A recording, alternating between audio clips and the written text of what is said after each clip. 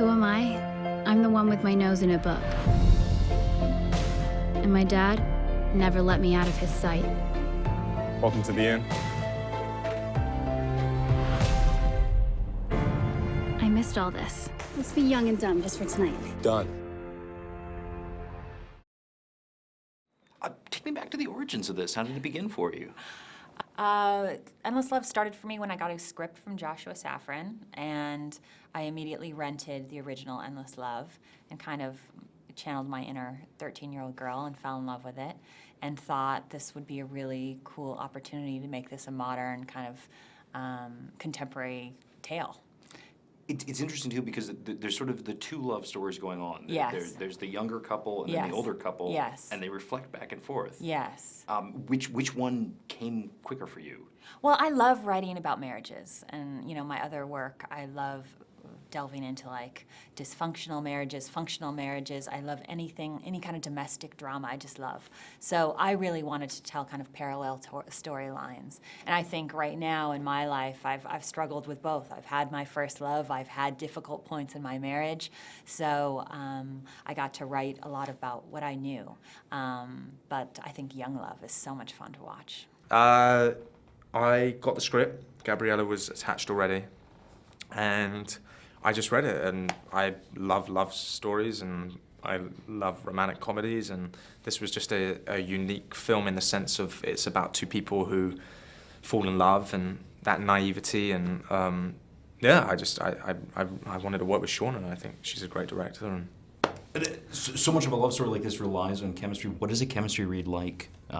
I didn't do a chemistry read, which is very, very, very, very, very rare.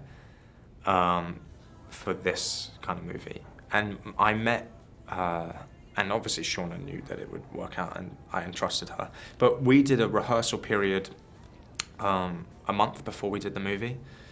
And it was incredible. Gabriella's so easy to work with and such a lovely woman. And Shana set the environment for us to build a friendship.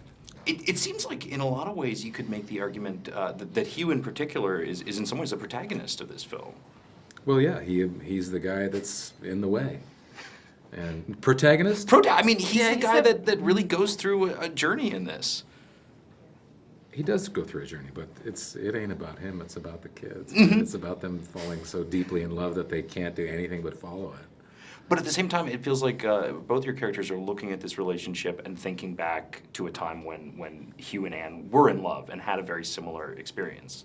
Well, I think there is that common theme in life that when love hits a couple, it spreads to everyone around them, and everyone reevaluates where they are with love, such a sort of fiery, beautiful love as Jade and David have. You're also no stranger to music and film, Yes, bringing them together. yes, Can you tell me about the process of finding the songs for this? Sure. Well, I have an incredible music supervisor named Randy Poster, and he has just the best taste in the world. So I think finding music to movies is the most fun because it's kind of like casting, where you get to see all these amazing actors, you get to listen to all this incredible music. And Randy, from the minute I was in the editing room, would send me Endless Love mixes, and I would put them in my car and drive home and listen to these mixes. And the songs that kind of stuck and were like the ones that got in my head, I was like, all right, let's find a place for this song. And we just created this like incredible soundtrack that I'm really, really proud of. There are so many moments in the film that are sort of celebrating just young love. Yes. And they feel very spur of the moment.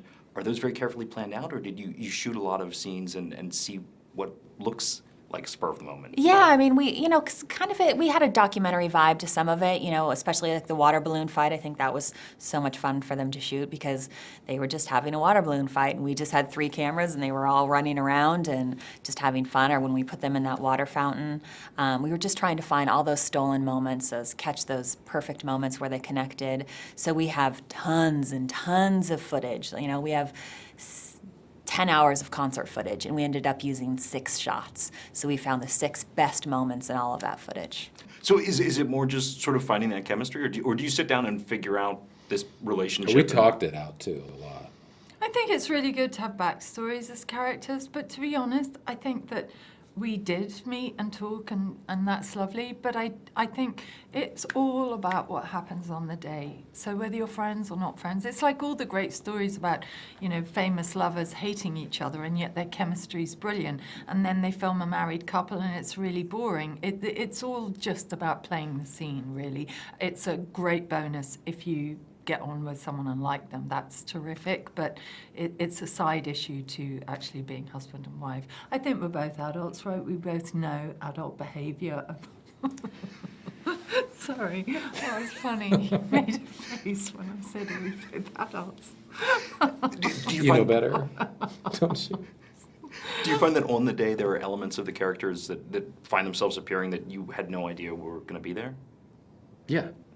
Yeah, that's fun, because then you trade that stuff back and forth, and then suddenly you grow it into something that you didn't know was going to happen. And then Shana Feste, the director, who's so sensitive and sensible to these things, and specific, comes in and goes, oh, that was a glimmer of something we really want to explore. And so it was energizing and fun, and we all walked away thinking we had something maybe really beautiful. What's it like going toe-to-toe with Bruce Greenwood on screen? Bruce is amazing.